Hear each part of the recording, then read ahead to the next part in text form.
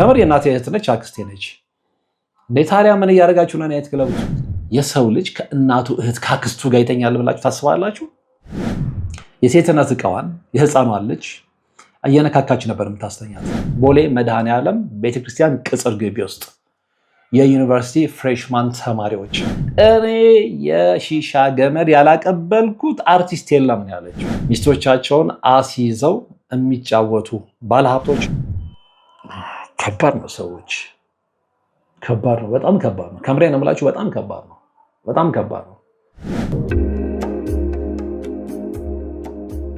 17 ዓመት በሙሉ በጭራሮ ግድግዳ መቆም መስማት ለተዋህዶ ልጆች ልብ የሚሰብር ትልቅ ሐዘን ነውና እጃችሁን ዘርጉ ባልነው መሰረት አላሳፈራችሁንም። ፈጣን ምላሻችሁ የቅድስት ሥላሴን ቤት እንድንሰራ ያሰብነውን እንድንፈጽም ኃይልና ብርታት ሆኖን ይሄው መሰረቱን ጀምረናል። የረዳችሁንን ሁሉ እያመሰገን አትርሱን ያሉ አባቶችን ምርቃት አስቀድመን ጅምሩ ከፍጻሜ እንዲደርስ አሁንም አብራችሁን ሆኑ ስንል እንማጸናለን። አብረን እንደጀመርነው አብረን እንጨርሰዋለን። ድጋፋችሁ አይለየን። በድጋሚ በአባቶች ስም እናመሰግናለን።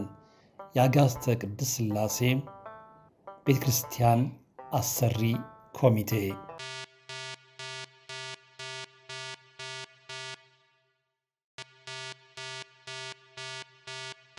በማን ያዘዋል እሸቱ ፖድካስት ላይ ቀርባ አንዲት ልጅ ስለ ከተማችን ሀብታሞች ጉድ በሚገርም ሁኔታ ዘርዝራ ተናግራለች።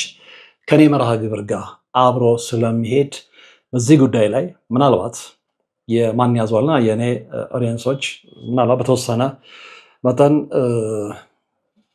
ሊለያዩ ስለሚችሉ ምናልባት ማን ያዘዋል ላይ ያልሰሙ የኔ ተመልካቾች እንዲሰሙት ስለመፈልግ በዚህ ርዕሰ ጉዳይ ላይ እንደገና መነጋገር ያስፈልጋል ብዬ አምናለሁ። እንግዲህ ልጅቷ በነገራችን ላይ በጣም ኦራተር የሆነች ልጅ ነች። አትፎርሽም፣ በጣም ነው የምትናገረው። እሱ እንዳለ ሆኖ አጠቃላይ የተናገረችው ነገር ግን ከዚህ በፊት እኛ መርሃ ግብር ስንሰራ ብዙ ጊዜ እናነሳ የነበረው ነገር ግን አድማጭ ያጣ በጣም ገራሚ ነገር ነው። በጣም ገራሚ ነገር እና በዚህ ደረጃ የመዲናችን ሀብታሞች ዘግጠዋል የሚያስብል ማለት ነው። እና ይህ ይታወቃል እንግዲህ ከእያንዳንዱ ሀብት ጀርባ ወንጀል አለ እንዳለው ባልዛቅ። በተለይ በአቋራጭ መንገድ የሚመጣ ገንዘብ የኃጢአት ስር ያለው ነው እና ብዙዎችን የማይሆን መንገድ ውስጥ ከቷቸዋል። እንግዲህ ልጅቷ ስትናገር በጣም በሚገርም ሁኔታ አትፎርሽን ብያችኋለሁ፣ በጣም ኦራተር ነች ብያችኋለሁ። እና በጣም በዛ ላይ ደግሞ ያው እንትኑም አለ ኤግዛጀሬሽኑም አለ። ምናልባት ያ የንግግር ስታይል ሊሆን ይችላል። ያ ባይሆን ኖሮ ደግሞ ብዙም አድማጭ ላይ ያገኝ ይችላልና አወራሯ በራሱ ሞር አቴንሽን ሰጥታችሁ እንድታዳምጧት ይገፋፋል። አንደኛው ነጥብ በጣም ኢምፕረስድ ያደረገኝን ነው የምነግራቸው። ኦፍኮርስ አውቀዋለሁ፣ ከዚህ በፊትም አንድ መርሃ ግብር ሰርቻለሁ። በነገራችን ላይ ነፍሷን ይማረውና ብዙዎቻችሁ ታስታውሷታላችሁ፣ ዛሬ በህይወት የለችም። የጭን ቁስል ገጸ ባህሪም ማለት ይከብዳል። እንግዲህ የእሷ ታሪክ ነው። ተክሉ ጥላሁን እዛ ላይ የሰራው የእሷን ታሪክ ነው እና ከእሷ ልጅ ጋር የኔታ በነበርኩበት ሰዓት ላይ በጣም ብዙ ቀለምልሶች እናደርግ ነበር እና እሷ የነገረች ነገር ነው አሁን ትዝ ያለኝ። እቺ ልጅ መታ ለማን ያዘዋል የገጠማትን ያየችውን ነገር ስትናገር በምናቤ እስላት የነበረው ሰናይትን ነበረ። ሰናይት በምታውቃቸውን ነገሮች ነበሩ መታ የኔታ ላይ ከኔ ጋር በምናደርገው ቃለ ምልልስ ላይ ስትነግረኝ የነበረው እና እቺ ልጅ ስትናገር ምንድን ነው ያለችው? ደላሎች እንግዲህ በየናይት ክለቡ አልበም ይዘው ይዞራሉ። ይሄ የተለመደ ነው ከተማችን ውስጥ በተለይ ትልልቅ ቦታ አለች። አሁን ለምሳሌ አትላስ አካባቢ ገጥሞኛል፣ ነግሬያቸዋለሁ። የሆነ ትልቅ ምግብ ቤት ውስጥ የሆነች በጣም ቆንጆዬ ህፃን ልጅ ከሆነ ሀብታም ጋር የሆነች ልስታደራድር ተመልክቻለሁ። እንዲህ አይነት ነገሮች ከተማችን ውስጥ የአደባባይ ሚስጥሮች ናቸው፣ በደንብ የሚታወቁ ናቸው። እና ደላሎች አልበም ይዘው ይዞራሉ። በጣም በሚገርም ሁኔታ እንደውም ልጇ ስትናገር ምንድን ነው ያለችው? እነዛ ልጆች ከገጠር የሚመጡ ስለሆኑ በተለይ ደግሞ ፍሬሽማን ይሄ የመጀመሪያ ዓመት ላይ የሚገቡ ልጆች ናቸው እና እነዛ ልጆች ኮምፒቲሽን አለ። ብዙ ጊዜ ዓለምን ገደል የሚከተው ኮምፒቲሽን ነው። ከሌላው አንሶ ላለመታየት። እነዚህ የገጠር ልጆች ናቸው፣ ከክፍለ ሀገር የሚመጡ ልጆች ናቸው። የዩኒቨርሲቲ ህይወት ብቻ ሳይሆን ይሄኛው ዓለም ለነሱ አዲስ ነው። ከቤተሰቦቻቸው ወጥቶ አያውቁም። እዛው መንደራቸው አካባቢ ይማራሉ። ከትምህርት ቤት ወደ ቤት፣ ከቤት ወደ ትምህርት ቤት ነው። ዩኒቨርሲቲ ተመድበው ከአካባቢያቸው ርቀው ሲሄዱ አዲስ ህይወት፣ አዲስ ሰው፣ አዲስ ዓለም ነው የሚለምዱት እና እነዛ ልጆች በዩኒቨርሲቲ ቆይታቸው አንዳንዶቹ በተለይም ደግሞ ከገጠር አካባቢ የመጡት የገንዘብ አቅም ስለሌላቸው ከጓደኞቻቸው አንሰው መታየት ስለማይፈልጉ የበታችነት ስሜት ስለሚሰማቸው እንደ ጓደኞቻቸው ማጌጥ ይፈልጋሉ። እንደ ጓደኞቻቸው በጣም ዘመናዊ ላፕቶፕ መያዝ ይፈልጋሉ። እንደ ጓደኞቻቸው ሜካፕ ይፈልጋሉ። እንደ ጓደኞቻቸው በተለይ ሊቷ ስትናገር ስልክ ላይ ነበር ከፍተኛ ፉክክሩ። ያን ስልክ መያዝ ይፈልጋሉ። ስለዚህ ለዛ የሚሆን ገንዘብ የላቸው፣ ቤተሰቦቻቸውም ሊልኩላቸው አይችሉም። ምክንያቱም አነስተኛ ህይወት ስለሚኖሩ ማለት ነውና ስለዚህ እነዚህ ልጆች አቋራጭ ይፈልጋሉ። ከሀብታሞች ጋር መገናኘት ይጀምራሉ። ስለዚህ ለጊዜያዊ ስሜት ሀብታሞች ይጠቀሙባቸዋል። የሚፈልጉትን ገንዘብ፣ የሚፈልጉትን ስጦታ ይሰጧቸዋል፣ ያደርጉላቸዋል። ስለዚህ ለዚህ ዋና አቃባቢዎቹና ድልድዮቹ ምኖች ናቸው? ደላሎች ናቸው። የዩኒቨርሲቲ ተማሪዎች ፍሬሽ ሆነው ገና ሲገቡ ፎቶ አንስተው አልበም ይዘው ናይት ክለብ ውስጥ ለሀብታሞች የሚያሳዩ። ከዛ ሀብታሙ ያይና የወደዳትን እቺ ትምጣልኝ ይላል። ያቺ ልጅ ትጀነጀንና እንደው በእምነቷ እንኳን የጸናች ብትሆን በዚህም በዛም የደላላን ምላስ ታውቁታላችሁ፣ ያሳምናታል፣ ይዟት ይሄዳል። ስለዚህ እቺ ልጅ ልትማር ሄዳ ህልሟ እንዴት እንደሚጨናገፍ መገመት አይከብድም። በነገራችን ላይ አንድ ሰሞን አዲስ ነገር ጋዜጣ ያውጣ የነበረውን በጣም ሰፊ ሪፖርታጅ ብዙዎቻችሁ ታስታውሱታላችሁ ብዬ አስባለሁ። እና እዛ ላይ በሐዋሳ ዩኒቨርሲቲ፣ ሐረማያ ምናምን ብዙዎች ዩኒቨርሲቲዎች ላይ በጣም የሚገርም ሪፖርታጅ ይጽፉ ነበረ። በጣም ሪሰርች የሆነ ሪፖርታጅ ማለት ነው። እና እዛ ላይ ካነበብኳቸው ጽሁፎች ትዝ የሚለኝ ምንድነው ለትምህርት ሄደው እዛው ቀርተው እዛው ወልደው እዛው ህይወታቸው ተሰነካክሎ ቤተሰቦቻቸው ተመርቀው ይመጡልናል ብለው ሲጠብቁ አጉል የሆኑ ልጆች አሉ። ይሄ አሁንም እየሆነ ነው። እንደውም ልጅቷ ምንድን ነው ያለችው? ሴቶች አሁንም አቢዙ እየተደረጉ ነው ያለችው። ኦፍኮርስ እንደዚህ ይፋ አይውጣ እንጂ እንደ በፊቱ አሁን መጽሔቶች ስለሌሉ፣ ፕሪንቲንግ ሚዲያው ስለከሰመ፣ በዛ አይነት ድፍረት የሚያጋልጥ ጋዜጠኛ ስለሌለ አይወጡ እንጂ እንደዚህ ነገሮች ውስጥ ለውስጥ ይካሄዳሉ። ምስክሯ እቺ ልጅ ነች። እና ደላሎቹ ፎቶ ያቀርባሉ። የምትፈልገዋ ልጅ ትመጣለች። ከዛ በኋላ የማንም ሀብታም መጫወቻ ትሆንና ህይወቷን እንድትጠላ ትሆናለች። ስለዚህ የዩኒቨርሲቲ ህይወቱ ምናልባት እድለኛ ከሆነች እንደምንም እዛም እየተጨማለቀች እዚህም ኤኒዌይ ወይ ትጨርሳለች ወይ ትባረራለች፣ ወይ ደግሞ እዛው የሄደችበት የዩኒቨርሲቲ ከተማ ቤት ትከራይና ወይ አንድ ጎረምሳ ጋር አብራ መኖር ትጀምራለች። የቤተሰቦቿም የእሷም ህይወት ይጨናገፋል። ይሄ በደንብ የተለመደ ህይወት ነው። በደላሎች አማካኝነት የሚቀባበሉ ሀብታሞች ማለት ነው። ሌላው በጣም የገረመኝ እች ልጅ እዚህ ስትናገር እንግዲህ እሷ ሰራበት የነበረው ቦታ ቦሌ አካባቢ እንደሆነ ያስታውቃል። ምክንያቱም ብዙ ጊዜ ደግማ ስትናገር ከዛ የተጎዱ ሴቶችን ይዛ ትወጣ ነበረ እና ወዲያው እንደዚህ እየጎተትኩኝ ይዤ ሄደ የነበረው ቦሌ መድኃኔዓለም ነው ያለችው። ስለዚህ እሷ በዛ ርቀት እነሱን እዛ ጥላ የምትመለስበት ከሆነ አራውንድ የት ሊሆን እንደሚችል መገመት አይከብድም። እና ቦሌ መድኃኔዓለም አካባቢ የሚገኝ ናይት ክለብ ነው ማለት ነው። አንድ ወቅት ምን አጋጠሜ ነው ያለችው፣ ወንዶቹ ሀብታሞች ናቸው። የዩኒቨርሲቲ ተማሪዎችን የያዙ ልጆቹ በጣም ልጆች ናቸው። 2 ሴቶች ናቸው። 2ቱን ሴቶች 4 ወንዶች ናቸው የተቀራመቷቸው። 2 ወንዶች አንዷን ሴት፣ 2 ወንዶች አንዷን ሴት ማለት ነው። እና ልብ አድርጉ፣ እንደውም ቃል በቃል የሷን አባባል ልድገመውና እነዚህ ልጆች ፍሬሾች ናቸው፣ ከገጠር የመጡ ናቸው። በወተትና በእርጎ ያደጉ ልጆች ሊሆኑ ይችላሉ። አልኮል መጠጥ ጠጥተው የማያውቁ ልጆች ናቸው። ነገር ግን እነሱ ሲጠጡ፣ ወንዶቹ ሲያጠጧቸው የነበረው ምንድነው? አምቦ ውሃ የለም፣ በረዶ የለም፣ ደረቅ ውስኪ ሻት ነበር ሲያስደርጓቸው የነበሩትና 2ቱም ተዝረክርከዋል። 2ቱም ራሳቸውን ሽተዋል። እች ልጅ ከንግግሯም እንደተረዳው ራሷም እንደተናገረችው በጣም ደፋር ስለነበርኩኝ እዛ የሴቶችም አቢዙ መደረግ በጣም ያመኝ ስለነበረ የሆነ ነገር ማድረግ እንደሚገባኝ ውስጤን አሳምን ነበረ። ብዙ ጊዜ በሽጉጥ የሚያስመታኝን ተግባር ነበር የማደርገው የምፈጽመው እና ብዙ አይነት ነገሮች እንመለከት ነበር ነው ያለችው። በአንዱ ቀን ምንድን የሆነው፣ በአንድ በተረገመ ቀን ማለት ይቻላል፣ እነዚህ ልጆች መጥተው ከሀብታሞች ጋር ሲዝናኑ አንደኛዋ ልጅ በቃ ራሷን በጣም ስታ ሽንት ቤት መሄድ ትፈልጋለች። ከዛች ጣልቃ ትገባና ለማን ያዘዋል ታሪኩን የምትነግረው ልጅ ማለት ነው።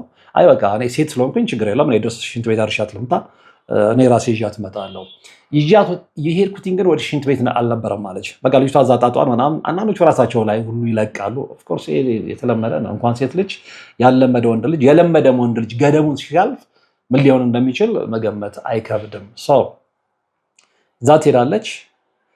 በቃ ካስመለስ ምንም ካለች በኋላ እንደምንም ተጠራርግላት ምንትልና ይዛት የወጣችው ቀስ ብላ ወዴት ነው? ወደ ውጭ ነው።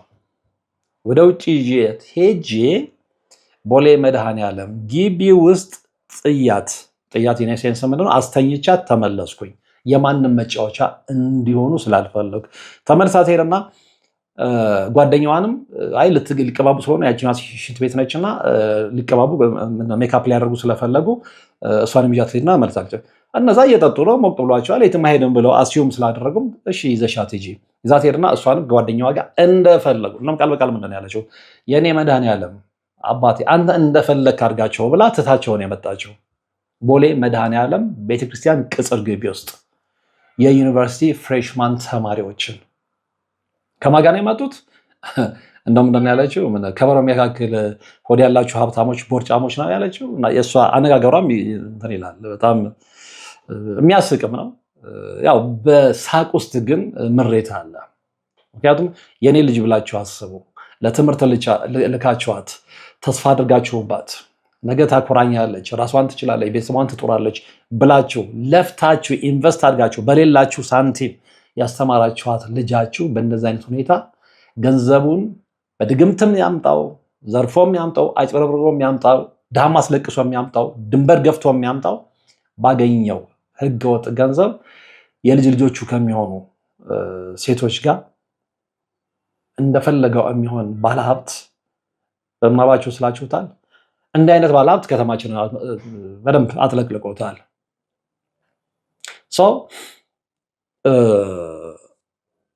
አንድ ቀን በዛ አይነት ሁኔታ እነዚህ ልጆች አስመልጫለሁ አለች። ሌላው ምንድነው እዛ ናይት ክለብ ውስጥ ቪአይፒ ክፍል አለ እና ቁማር በደንብ የተለመደ ነው። ሀብታሞች ቁማር ይጫወታሉ። ሲጫወቱ በቤት ይጫወታሉ፣ በቦታ ብዙ ነገር ይጫወታሉ፣ አቅማቸው ስለሚፈቅድ ማለት ነው። ተለፍቶ የመጣ ገንዘብ ግን በእንደዚህ አይነት ሁኔታ ይባክናል ብዬ እኔ በግሌ አልገምትም። እሱ ነው የሚገርመን ያለችው። በቤት በንብረት ምናምን ከተጫወቱ በኋላ ፋይናሊ ሚስቶቻቸውን አስይዘው ይጫወታሉ። ይሄ ብዙ ጊዜ ስንሰማው የኖርነው ታሪክ ነው። እች ልጅ ዘገመችው። እንደውም ትዝ የሚለኝ ምንድነው ምናልባት አይታችሁት ሊሆን ይችላል። እንደ አውሮፓውያን አቆጣጠር በ1993 እንደኛ ዘመን አቆጣጠር ደግሞ 1985 አካባቢ ይመስለኛል ዴሚ ሙር፣ ሮበርት ሬድፎርድ እና ማነው አንደኛው ሶስት ሆነው የሰሩት አንድ ፊልም ነበረ ኢንደሰንት ፕሮፖዛል የሚል ምናልባት ኢንሲደንት ፕሮፖዛል ሶሪ ብዙዎቻችሁ አይታችሁታል ብዬ ኢንደሰንት ፕሮፖዛል ዴሚ ሙር አለች፣ ውዲ ሃርለሰን አለ ኦፍኮርስ አስታውስኳቸው እና ሮበርት ሬድፎርድ አለ። ለሶስት ነው የሰሩት። እንግዲህ ዴሚ ሙር እና ውዲ ሃርለሰን ወጣት ባልና ሚስቶች ሆነው ነው እዛ ፊልም ላይ የሚሰሩት። ምናልባት የምታስታውሱ ከሆነ 1993 እንደ አውሮፓውያን በእኛ ደግሞ 1985 ፊልም በጣም ይታይበት የነበረ ታይም ስለሆነ ያንን ፊልም ብዙዎቻችሁ ታስታውሱታላችሁ፣ ሚሞሪ ይኖራችኋል ብዬ አስባለሁ። ኢንደሰንት ፕሮፖዛል ብላችሁ አሁንም ብትገቡ ፊልሙን ልታገኙ ትችላላችሁ። ክርክር ማስነስቶ እንደነበር አስታውሳለሁ፣ እንዴት ከካልቸርም አንጻር ማለት ነውና ገንዘብ ሲያጡ ቁማር ይጫወታል የዴሚ ሙር ባል። ከዛ በኋላ ገንዘቡን ሙሉ በሙሉ ይበላል። ሀብታም የነበረው ሮበርት ሬድፎርድ ምንድን ነው $1 ሚሊዮን ልስጥህና ሚስትን ይዣት ልሂድ ይለዋል። ይዟት ይሄዳል። ይሄ ነው ታሪኩ። ከዛ በኋላ ያው ሰፊ ኤኒዌይ ዋናው ኮር ነጥብ ግን ይሄ ነው። ይሄንን ነው እችል ስትናገር እኛም ሀገር ውስጥ በተገኘው ፊልም ነው እኛ ገር ግን በተግባር እየታየ ያለው ሀብታሞች ሚስቶቻቸውን አስይዘው ይጫወታሉ። ስለዚህ ሚስት ዕቃ ነች ማለት ነው። ፈርማ ትገባለች። ያየችው ውድ ሀብቱን ነው፣ መኪናውን ነው፣ የመሳሰለው ነው። ከገባች በኋላ ግን ሲኦል ህይወት ነው የሚሆንባት። ስለዚህ የራሷ ህይወት የላትም። በራሷ በነፃ ፍላጎቷ የምታዝበት ህይወት አይደለም ያላት። ባሏን እንደፈለገ የሚያሽከረክራት። በጣም ጸያፉን ነገር ልንገራችሁ፣ ልጅቷ ስትናገር ከሰማሁትም ከዚህ በፊትም ከማውቀው ታሪክ ላይ ባል ብን ብሎ ጠጥቶ ሰክሮ ሚስቱን ከማስያዝ ባሻገር ሚስቱ እቤት እያለች ሌላ ሴት ይዞ ይመጣል እያየችው። በዚህ ደረጃ ገንዘብ ለነገሩ ለሁለት ጌታ መገዛት አይቻልም የተባለው በዚህም ምክንያት ጭምር ይመስለኛል።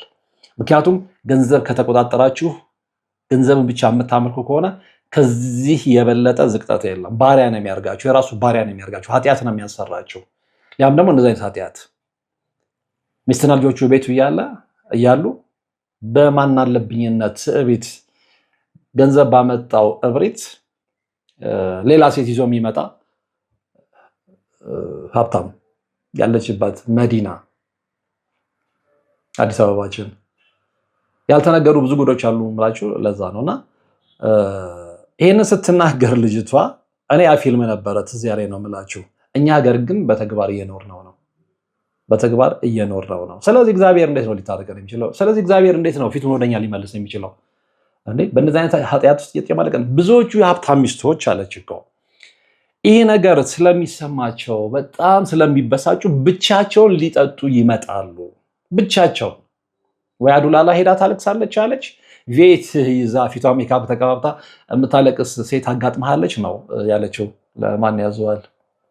የብዙዎቹ ሀብታም ሴቶች በተለይ ደግሞ ይሄ በጣም በአጭር ጊዜ ውስጥ ቡም ያደረጉ ሀብታሞች ሚስቶች ህይወት ተመሳሳይ ነው። የውሸት ነው። ቤት ይዛ ስትሄድ ተቀባብታ ምናምን ተደልቷት የኖረች ነው። እንደውም ልጅቷን ትደፍራለች። ልጅቷን ተናገረችው። ተናጋሪም ነች፣ ደፋርም ነኝ አለች እና ሄጄ ብዙዎቹን አውቃቸዋለሁ አናወራቸዋለሁ። እንዴት አውቅሽ ሁሉ ይላታል። አንዳንዱ ቦታ ላይ ተጠራጥሮ ማን ያዘዋል። እኔ ደፋር ነኝ አለች። ፈጣንም ነች፣ ኦፍኮርስ ታስታውቃለች። ፈጣን ነች፣ ቀልጣፋ ነች። ላጥ ብዬ ሄድና እጠይቃቸዋለሁ አለች። እጠይቃቸዋለሁ እና ብዙዎች እንደው ምን አለ ያንቺ አይነት ህይወት በኖርን። ምክንያቱም ያ ህይወት ለነሱ ሲኦል ነው። ኧረ አትኖሩ የምልበት ጊዜ አለ። ኖ ከዛ በኋላ በደንብ ስትግባባቸው ህይወታቸዋን በከፊል ቢሆን አንዳንዶቹ ይናገራሉ። በቃ ምንም በትዳራቸው ደስተኞች እንዳልሆኑ። ኦፍኮርስ ተገዝታ ገብታ እንዴት ነው ምንድነው ደስተኛ ልትሆን የምትችለው? እቺ ሴት አምናበት ምናምን እኩል የሆነ ትክክለኛው ጋብቻና ትዳር አይደለም። ወይ መኪና አይታ ነው የገባችው፣ ወይ ቤት አይታ ነው የገባችው። ለዛ ነው የተቀጣች ያለችው። ስለዚህ ባሏ ምንድን ነው የሚላት? ምን ጎደለብሽ?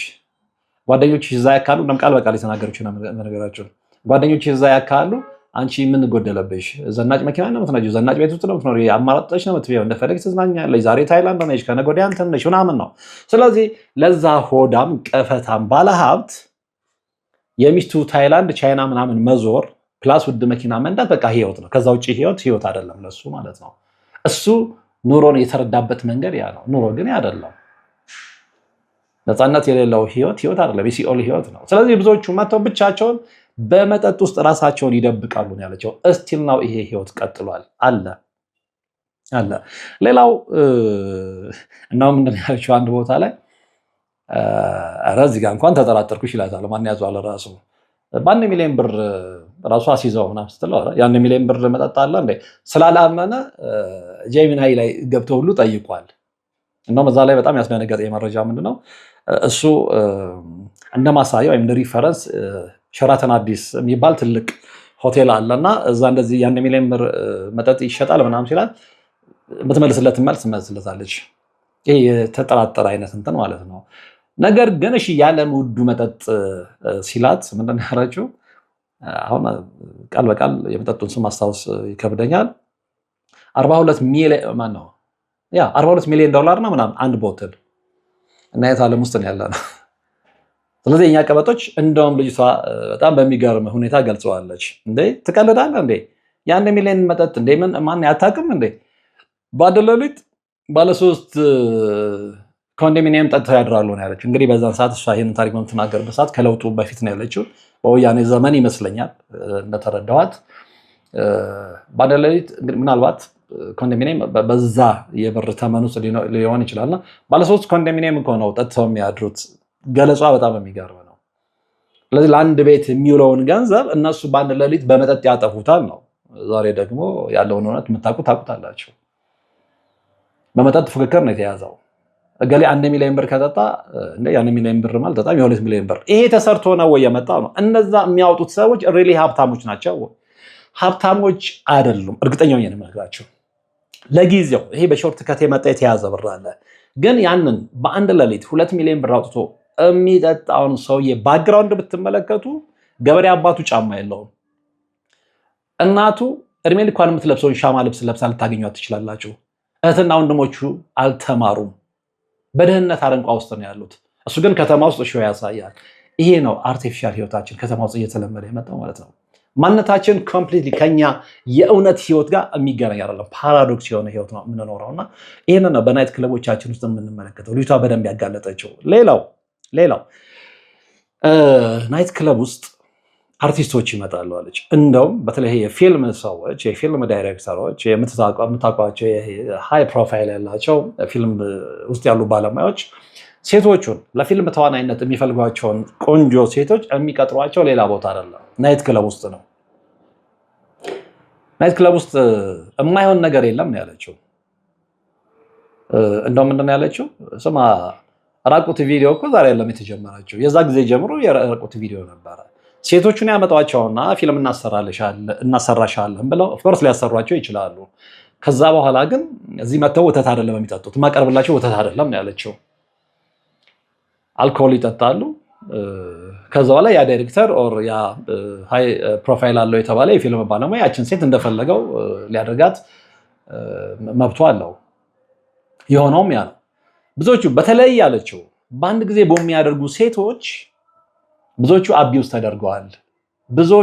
ተደርገዋል። ይሄ አሁንም አለን ያለችው እቺ ልጅ እንግዲህ ረጅም ዓመት እዛ ናይት ክለብ ስትሰራ የተመለከተችውን የታዘበችውን ነገር ነው የተናገረችው። የማይመጣ የአርቲስት አይነት የለም፣ የማይመጣ የሰው አይነት አለ። እኔ የሺሻ ገመድ ያላቀበልኩት አርቲስት የለም ነው ያለችው። ስለዚህ መገመት ትችላላችሁ ምን አይነት ዓለም ውስጥ የተኖረ እንደሆነ ማለት ነው።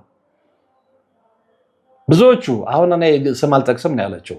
ዛሬ በጣም ዘመናዊ ኑሮ የሚኖሩ የሚመስሉን የፊልም ተዋናዮች ምናምኖች ብዙዎቹን አውቃቸዋለሁ። መተዋለ ሺሻ ገመድ አቀብያቸዋለሁ። ከዛ ውጭ እንግዲህ ያው በመጠጡም በሌላውም ተመልክታቸዋለች፣ ታዘባቸዋለች ማለት ነው። ስለዚህ ሴቶቹ ከዛ እንዳይወጡ ምንድነው የሚደረገው? የራቁት ቪዲዮ ይያዝባቸዋል አርቲስቶቹ። ስለዚህ የራቁት ቪዲዮ ተይዞባት ነገ ስሟ እንዳይጠፋ፣ በዛ ላይ ደግሞ ገና እንግዲህ ተስፋ የተጣለባት አርቲስት ነች። 1-2 ፊልም ላይ ታይታ ዝናዋ ገና እያበበ ነው፣ ብዙዎች እየተመኟት ነው የመሳሰለው። ስለዚህ የራቁት ቪዲዮ ቢለቀቅባት አንደኛ ያዝናዋ የጓጓችለት ዝና የሀብት እርከኗ ድምጥማጡ ነው የሚጠፋው፣ አትፈልግም። ስለዚህ የራቁት ቪዲዮ የያዘባት ሰው በጠራት ቁጥር ሮጣ ትሄዳለች፣ ሳትወድ በግድ። ፍቅር ኖረ አልኖረ እሱ ሌላ ጥያቄ ነው። ምክንያቱም በቃ ብላክሜል ተደርጋለች ማለት ነው። ብዙዎቹ ሀብት ያገኙት እንደዛ ነው ስትል ነው የተናገረችው። ሌላው በጣም አስቀያሚው ነገር ነው፣ እዛ እሷ ታስተናግድበት የነበረው ናይት ክለብ ውስጥ ሰዶማውያን ይመጣሉ። ስለ ሰዶማውያን የተናገረችው ያው ብዙ ጊዜ ደጋግመን ተናግረነዋል። እሱም በስፋት አልሄድበትም፣ ግን ገንዘብ ይበትኑ እንደነበር፣ የገንዘብ ማሽኖች እንደነበሩ ተናግራለች። ስለዚህ ያ ገንዘብ ከየት መጣ? ኔትወርኩን አስፍቶ መመልከት ነው። ውጭ ሀገር ያሉ ሰዶማዊነት እንዲስፋፋ በተለይ ደግሞ እንደ ኢትዮጵያ አይነት አገር እንድትረክስ ስለሚፈለግ የገንዘብ ችግር የለም፣ እንደፈለጉ ይበትናሉ። እሱ ምንም ችግር የለባቸውም። ትልቁ ነገር ምንድነው? ይህችን ሀገር ማቆሸሽ ስለማይቻል እንጂ ኦፍኮርስ በክለዋታል፣ ግን እግዚአብሔር ደግሞ ያጸደዋል። የጊዜ ጉዳይ ነው። እሱን ሁሉ ገመና አጋልጣለች። በጣም የሚገርመው ግን በጣም እኔ ተች ካደረገኝ ነገር ውስጥ ባውቀው ነው ብላችሁ እንደገና ስሰማው በሷ አንደበት ሚስቶቻቸውን አስይዘው የሚጫወቱ ባለሀብቶችና ናይት ክለብ ውስጥ የፊልም ተዋናዮችን የራቁት ፎቶ የሚይዙ ዳይሬክተሮች፣ ይሄ ህይወት ነው ወይ ነው? ስለዚህ ለብሰው ስናያቸው፣ ሰው ሲያደንቃቸው፣ በየከተማው ስትመለከቷቸው፣ የሆነ የተለየ ቦታ የምንሰጣቸው ሰዎች የሆነ ታይም ላይ ሌላ ማንነት ነው ያላቸው። ሌላ ማንነት። በዚህ ደረጃ ዘግጠናል። ሌላው በጣም ተች ያደረገኝ ነገር ልንገራችሁ። አሁን ይህን ሁሉ ነገር የምነግራችሁ ለምንድን ነው? ወደ መንፈሳዊ ህይወት መቅረብ አይደለም፣ ከመንፈሳዊ ህይወት በምን ያህል ብዙ ኪሎሜትሮች እንደራቅንና ያ ዋጋ እያስከፈለን እንደሆነ ልነግራችሁ ስለፈለኩ ነው። ምክንያቱም ቀን ቀን እኮ ዝም ብሎ የደመነፍስ ህይወት ነው የምንኖረው። ብዙ ነገሮች የሚቀየሩት ማታና ሌሊት ላይ ነው። ያ የሌሊትና የማታ ህይወት የብዙዎችን ብቻ አይደለም የሀገራችንን የኢትዮጵያ በተለይ ደግሞ በመንፈሳዊ ተጋድሎ ብዙ ጥረት አድርገው እችን ሀገር ያቆዩልንን አባት አያቶች ቅድመ አያቶቻችንን ውለታ አፈር ድሜ ማስጋጥ ነው የሚሆነው። እነሱ ቅዱስ መንፈስ የቀረባቸው ስለነበሩ የተመኙት ነገር በነጋቱ ይደርስላቸዋል። ይሄ ትውልድ ግን 16-20 ዓመት ሙሉ ቢለፋም ጥያቄው መልስ እያገኘ አይደለም። በእንደዚህ አይነት መስመር ውስጥ እየሄደን እንዴት ነው ጥያቄያችን ከእግዚአብሔር መልስ ሊያገኝ የሚችለው? እማራለሁ የቤተሰቦችን ድህነት ገፋለሁ ብላ የመጣችን ፍሬሽ ተማሪ በገንዘብ አባብሎ ናይት ክለብ ይዞ እንደፈለገ የሚጨማለቅ ባለሀብት ያለበት ሀገር ፊልም አሰራሻለሁ ብሎ ጉጉቷን ተመልክቶ ጉጉቷን እንደ ካማጎን ተጠቅሞ ገብቶ በመጠጥ ራሷን ከሳተች በኋላ ቪዲዮ ቀርጾ ብላክሜል የሚያደርግ ዳይሬክተር እና የፊልም ባለሙያ የበዛበት ሀገር ሚስቱን አስይዞ ሲበላ መኪና ልክልሃለሁና ሚስት ላክልኝ ላለው የሱ ቢጤ ሰካራም ሚስቱን የሚልክ ባለሀብት ያለበት ሀገር እንዴት ነው እግዚአብሔር ቅዱስ መንፈስ ወርዶ ሊባርክ የሚችለው? ይሄ አልቆመም ነው ሰዎች፣ ይሄ አልቆመም። አሁንም ሴቶች አቢዩዝ ይደረጋሉ ስትል ነበር እየደጋገመች የነበረችው። ሌላው ናይት ክለብ ውስጥ ከታዘበቻቸውና እንግዲህ ሴጣን በትክክል ምድር ላይ ወርዶ እየሰራ ለመሆኑ ማሳያው ሌላው ምሳሌ ምንድነው? እሷ ትሰራበት የነበረው ናይት ክለብ ውስጥ ልጁ በጣም ያምራል አለች። ወንዳ ወንድ ቁማና ያለው ድሬድ የተሰራ ነው። አይ ቲንክ ያው የሀብታም ልጅ ይመስለኛል ከገለጿ። ሁሌ ይመጣል አለች። ሲመጣ ግን ጭርጭስ ያለች አሮጊት፣ በፍጹም ከሱ ጋር ማትመጣጠን አሮጊት አብረው ይመጣሉ። ዘመናዊ ኑሮ እንደኖረች ታስታውቃለች። እና አንድ ቀን ከንክኖኝ ጠየቁኛለች። ምን ነች ስለው አክስቴ። አክስትማ አይደለችም ከምር የእናቴ እህት ነች፣ አክስቴ ነች። እንዴ ታዲያ ምን እያደረጋችሁ ነው? ናይት ክለብ ውስጥ የምታደርጉት የምትፈጽሙት የምትዳጉት በአክስትና በእህት ልጅ መካከል ያለ ግንኙነት አይደለም፣ ፕላስ በእድሜ አትመጣጠኑም ትለዋለች። ታሪኩን ይነግራታል። የእናቱ እህት እንደሆነ ሴትዮዋ ከ30 ዓመት በላይ እድሜ ልኳ ማለት ትችላላችሁ አሜሪካ ውስጥ እንደኖረች፣ እናትየው ከ2 ዓመት በፊት እንደሞተች እና ለእሷ ለቅሶ መታ እዚህ እንደቀረች፣ ከዛ በኋላ ግን በቃ ከእሷ ጋር አብሮ እንደሚተኛ ሴክስ እንደሚፈጽም ደስተኛ እንደሆነ በፍጹም ይሄማ ሊሆን አይችልም አልኩት። በቃ ሆነ እና ራሴን ነው የመታኝ አለች። እንዴ በእድሜ ይመጣጠኑ። በተለይ ደግሞ ልብ ብላችኋል፣ የሰው ልጅ ከእናቱ እህት ከአክስቱ ጋር ይተኛል ብላችሁ ታስባላችሁ? በዚህ ደረጃ ወርደናል ሰዎች። ወደ መንፈሳዊ ህይወት አልተመለስንም የምንለው ደጋግመን እንደዚህ አይነት ታሪኮች ኢትዮጵያ ውስጥ ስለሚፈጸሙ ነው። ከዛ አንድ ቀን አንገቱ ላይ የሆነ የሚያምር ጌጥ አድርገዋል እና እሷ ሽንት ቤት እንግዲህ አክስት ተብዬ አክስት እንበላት ፍቅረኛ አረን ነው ምን እንደሚባል አላውቅም። አክስቱም ነች አብሯትም ይተኛል፣ እንደ ፍቅረኛም ያያታል። እድሜ አይመጣጠኑ። ስለዚህ አክስትም ፍቅረኛም እንበል። እሱ ያላፈረበትን እኛ የምናፍርበት ምክንያት የለም። እና መጥቶ እሷ ወደ ሽንት ቤት ስትሄደው ምናምን የሆነች ኢንተርቫል ስታገኝ ልትሄድና አንገት ላይ ያለው ነገር በጣም ያምራል፣ እስኪ ስጠኝ ስትለው እንዴት ትሰጥሻለሁ ይላታል። እሺ ቢያንስ ፎቶ አንሳ። እንግዲህ እሷም እኔ ለምን እንደጠየቀችው አረን ነው በምክንያት ሊሆን ይችላል። እግዚአብሔር የራሱ የሆነ ካልኩሌሽን ሊኖረው ይችላል። እና በፎቶ ያኔ በብሉቱዝ ነበር እንትን የሚለው አነሳር በብሉቱዝ ላከልኝ አለች። ያንን ይዤ በቃ እቺ ልጅ እዛ ያገለገለች፣ ነገር ግን ምንድነው ሁሌም እግዚአብሔርን ማስታወስ ለምትፈልግ ከዛ ትወጣና ቅርባ ስለሆነ ቦሌ መድኃኒዓለም ትጠመቃለች። እና የሆነ ቀን ልትጠመቅ ሄዳ፣ ያው ስትጠመቁ ተደርድራችሁ ለምትቀመጡት ተራ እስኪደርሳችሁ ሌላው ተጠምቆ እስኪወጣ እንደዛ ተቀምጣለች። ተቀምጣ የሆነች በጣም የምታምር ልጅ አጠገቤ ቁጭ ብላለች አለች። እና እንደ አጋጣሚ ወሬ ጀምረን እየተነጋገርን እየተጫወተን እያለ ከስልኬ ላይ ያንን ምስል አወጣውና ይህ ነገር አያምንም እስኪ ምናምን ብዬ ልክ ሳሳያት አለች። የሊቷ ጩኸት ወይም ደግሞ የሊቷ ገለጻ ራሱ አሁንም በምናቤ ይታየኛል። ዋይ ብላ ጮኸች አለች። ቃል በቃል የተናገረችውና መነግራችሁ እኛንን ታድሰን ነው በዶላር ነው የተመተት ነው። ስለ ልጁ ነው የምታወራው፣ ስለ ድሬዱ ልጅና ስለ ፍቅረኛ አክስቱ ማለት ነው። ለካ የእናቱ እህት ረጅም ጊዜ እንግዲህ ጊዜዋን ስላጠፋች ወይ እዛ ፈትቶናለች አረን ነው። እዚህ ከመጣች በኋላ ብዙ ነገር ስላመለጣት ያንን ለማካካስ ሊሆን ይችላል። የፈለገ ለማካካስ ቢሆን ሌላ ቢጫዋን ባድ የሆነ ሰው ፈልጋ ፍላጎቷን ትፈጸም እንጂ ከእህት ልጅ ጋር አረን ነው ምን ተብሎ እንደሚገለጽ አላውቅም። እና ከዛ በጣም መጮህ ጀመረ እንትኑ መንፈሱ ምንድነው ያለው? እንደውም ጀለስ ነው እኛንን እንደውም ቃል በቃል ያለችው መተት ነን፣ በዶላር ነው የምንሰራው፣ ከኛ ውጪ እንዳይ ነው ልጁን ማለት ነው። አክስቱ ያሰራችበት ነው የምላችሁ። እቺ አሮጊቷ አክስቱ ያሰራችበት ከኛ ውጪ እንዳይ ነው የተሰራ ነው። ለወጣቶች አይኑ እንዳይከፈት ሌላ ከሷ ውጪ ሌላ ሴት እንዳይ ማለት ነው። ሌላ ሴት ጋር እንኳን ቢሄድ የወንድነት ስሜቱ እንዳይነሳሳ አሰርተንበታል። በዶላር ነው ያሰራ ነው። ለካ አክስቱ ያንን ልጅ ስትጫወትበት የነበረው አብሯት እንዲተኛ ታርግ የነበረው በመተት ነው። ቦሌ መድኃኔዓለም ጸበል ስትጠመቅ ስትል የተጋለጠ መንፈስ ሲናገር እቺ ልጅ ሰምታ የተናገረችው ነው። ለማን ያዘዋል? ገብታችሁ ፖድካስቱ መመልከት ትችላላችሁ። እኔ በጣም ተች ስላደረገኝ ነው የምነግራችሁ ከኔ መርሃ ግብር ጋር ስለሚሄድ ምናልባት ያልሰማችሁ እንድትሰሙትና በምን አይነት ኢትዮጵያ ውስጥ እያለን እንደሆነ እንድትረዱት ከመቼውም ጊዜ በላይ ጸሎት የሚያስፈልገን አሁን እንደሆነ ከመቼውም ጊዜ በላይ ከእግዚአብሔር ጋር መታረቅ፣ ንስሐ መግባት፣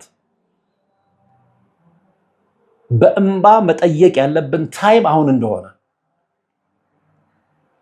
ስለዚህ ቀን ቀን እኮ የፉገራ ህይወት ነው የምንኖረው ማለት ነው።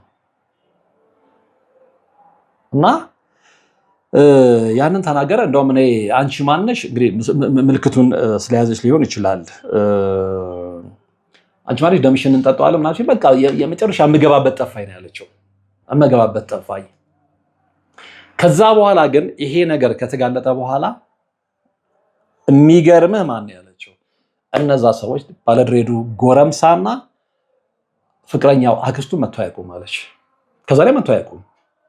ስለዚህ ከዛ ላይ ያለውን ህይወት እንግዲህ ልጅቷ ልታውቅ አትችልም ማለት ነውና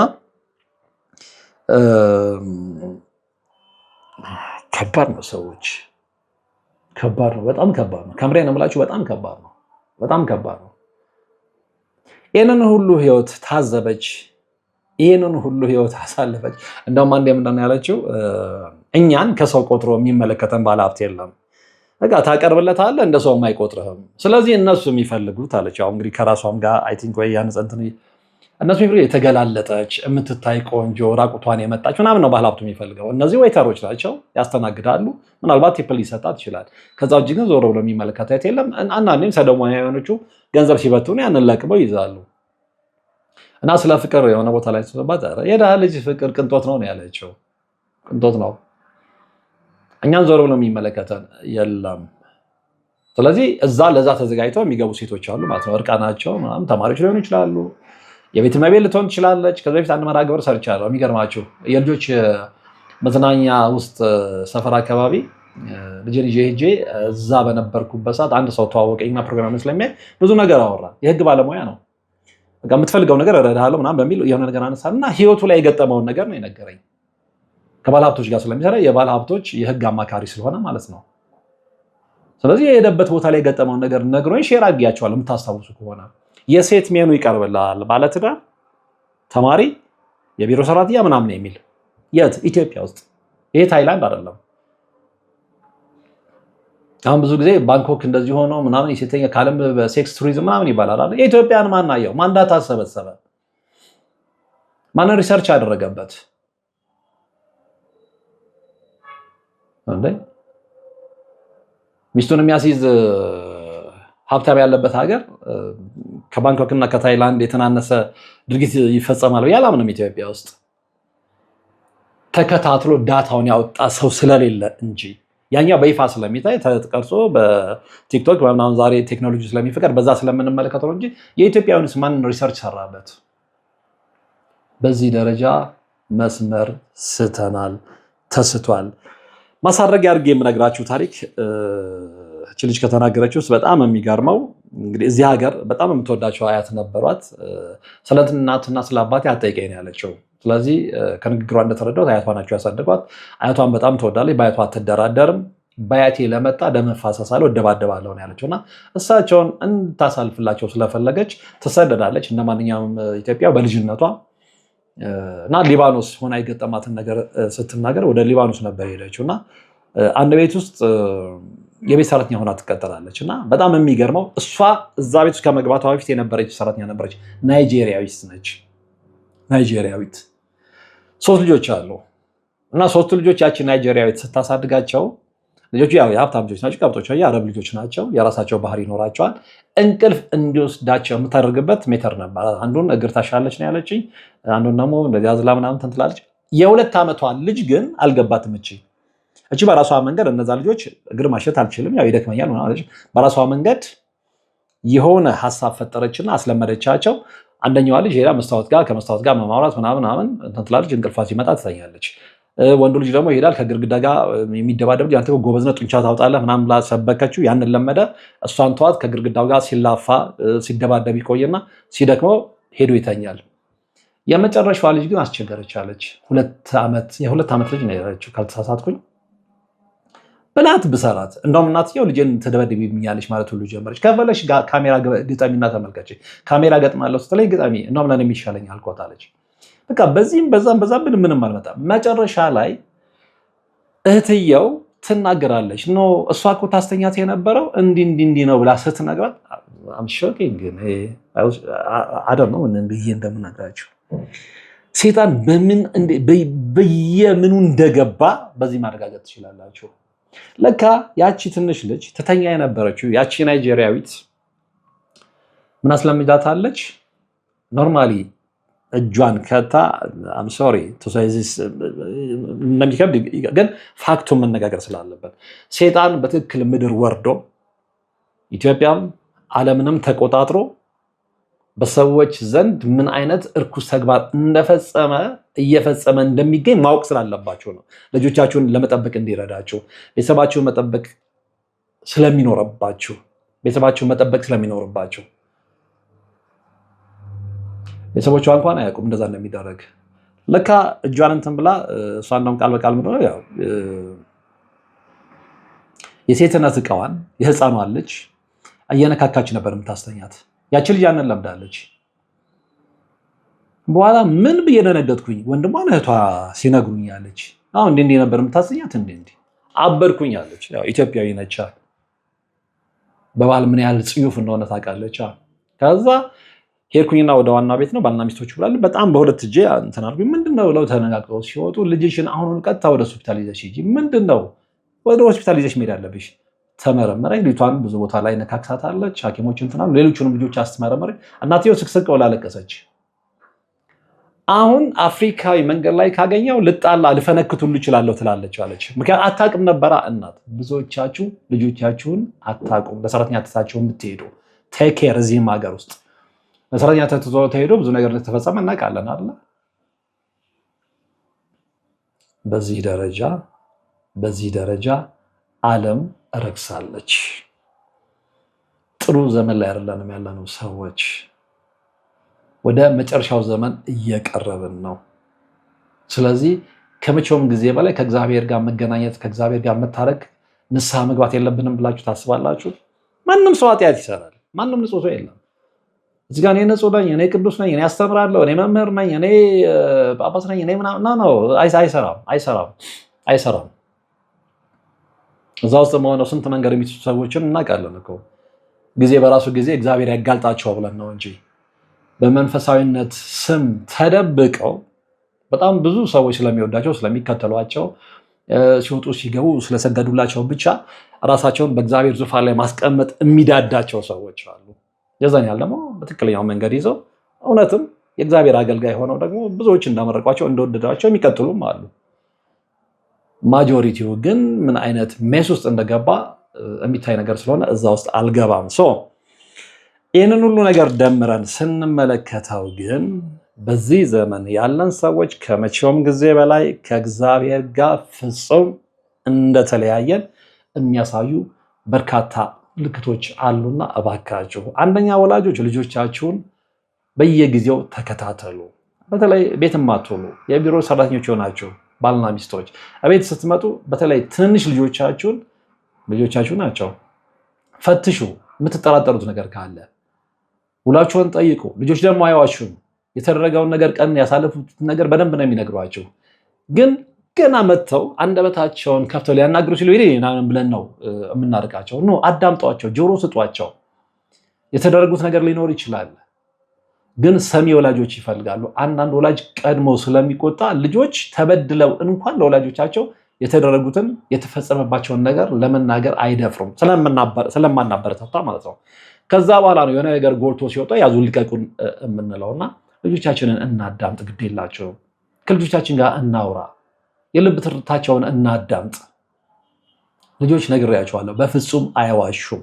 ዋሹ እንኳን ብትሏቸው ተፈጥሯቸውና እድሜያቸው የዛ እድሜ ስለማይፈቅድላቸው አይዋሹም እና ልጆቻችንን የማዳመጥ ትሬንዱ ይኑረን። ኢትዮጵያውያኖች በዚህ ተበድለናል። ብዙዎቻችን ዋጋ እንከፍላለን። ስለዚህ ይሄ ሁሉ ታሪክ እየተፈጸመ ያለው ሀገራችን ኢትዮጵያ ውስጥ ስለሆነች ግድ የላቸውም። የጋራ የንስሐ ህይወት ይኑረን፣ የጋራ የጸሎት ህይወት ይኑረን። እንደ ሀገር ሙቭመንት ያስፈልጋል ከእግዚአብሔር ጋር ለመታረቅ ልብ ያለው ልብ ይበል ለማለት ነው። እንግዲህ የማን ያዘዋል እሸቱን ፖድካስት መነሻ አድርጌ ይህን መርሃ ግብር ወደ እናንተ ያቀረብኩት እርግጠኛ ነኝ ብዙ ነገር ይፋ ሆኖላችኋል ብዬ አስባለሁ። ዙሪያችሁን በጥርጣሬ ብቻ ሳይሆን በንቃት እንድትከታተሉ ምክንያት ይሆናል ብዬ አስባለሁ። አብራችሁን ስለነበራችሁ ወደፊትም አብራችሁን ስለምትሆኑ ከልብ አመሰግናለሁ። በቀጣይ በሌላ መርሃ ግብር እንገናኛለን። እስከዛው ግን በያላችሁበት ሰላም። 17 ዓመት በሙሉ በጭራሮ ግድግዳ መቆም መስማት ለተዋህዶ ልጆች ልብ የሚሰብር ትልቅ ሐዘን ነውና እጃችሁን ዘርጉ ባልነው መሰረት አላሳፈራችሁንም። ፈጣን ምላሻችሁ የቅድስት ሥላሴን ቤት እንድንሰራ ያሰብነውን እንድንፈጽም ኃይልና ብርታት ሆኖን ይኸው መሰረቱን ጀምረናል። የረዳችሁንን ሁሉ እያመሰገን አትርሱን ያሉ አባቶችን ምርቃት አስቀድመን ጅምሩ ከፍጻሜ እንዲደርስ አሁንም አብራችሁን ሆኑ ስንል እንማጸናለን። አብረን እንደጀመርነው አብረን እንጨርሰዋለን። ድጋፋችሁ አይለየን። በድጋሚ በአባቶች ስም እናመሰግናለን። የአጋስተ ቅድስት ሥላሴ ቤተ ክርስቲያን አሰሪ ኮሚቴ